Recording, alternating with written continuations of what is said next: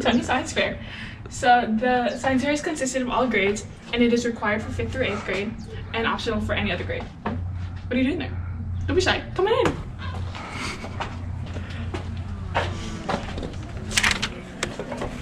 Here we have students waiting to present their projects because 7th through 8th grade has to present their projects to judges. How did you work and find out your conclusions? So, working through all this, we put the wine into the volumetric flask, and then we turn this heat block to 85 degrees Celsius. Since the wine has water and ethanol, they have two different boiling points. So if we set this to 85, alcohol should be the only thing burning off, with a slight bit of water, since it forms an azeotrope, which 96%, which is the farthest it could go is 96% alcohol, 4% water, because there's chemical reactions pulling the water into the ethanol, and you can't separate it any further than that, unless you have a better apparatus. So this is 8th grade's projects. This is my project. And as we move along, as you can see, everything is about something different because the grades are able to choose their topic by themselves. So here we have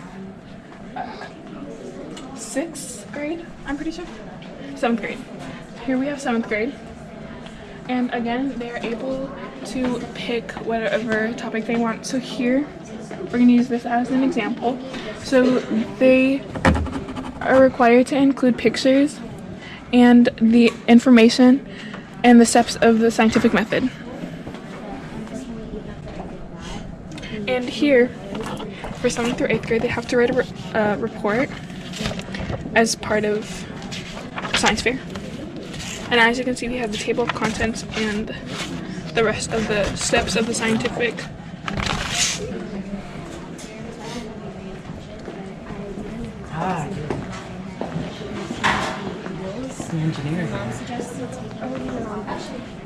So here we have Mr. Gherkin.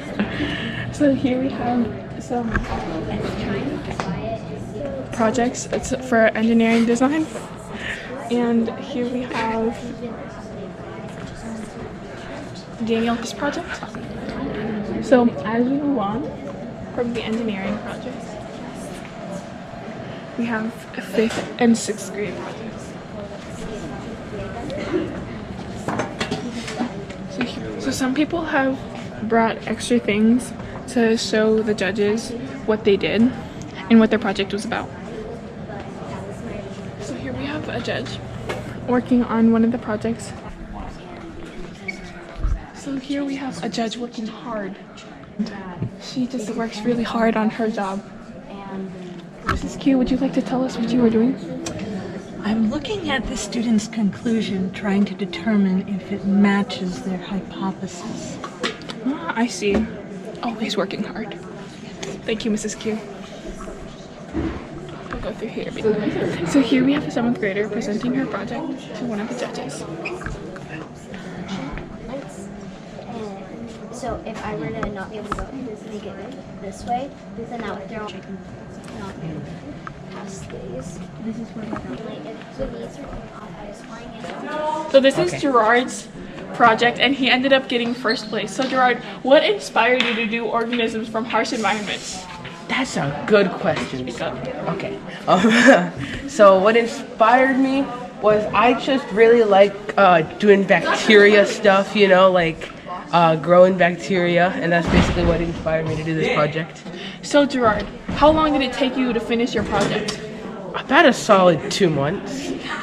2 months, yeah. It took me about a week to get the board done, and 2 months to do my experiment, and 3 months to do the whole thing. What did you learn from this project?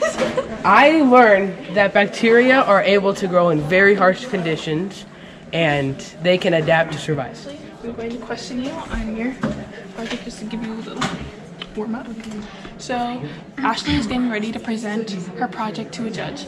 Ashley, are you nervous? Yes. Don't be nervous, it's okay. So what was your project? My project's name is The Secret to a Cleaner Toothbrush. And it's just basically like finding out which cleaning technique disinfects toothbrushes the most, because they have bacteria and stuff. So we don't have that much bacteria in our mouths. And that's Smart, smart. Thank you, Ashley, very much. I am outside of the presentation hall where all the students presented and put their projects. And here we have Name right. Jessica just finished presenting her project to the judge, as you saw in an earlier clip. Jessica, how was the presentation? It was okay. Speak. I used a lot, which I should not have, and my project didn't work, so that's fun. Do you have any tips for future 7th and 8th graders?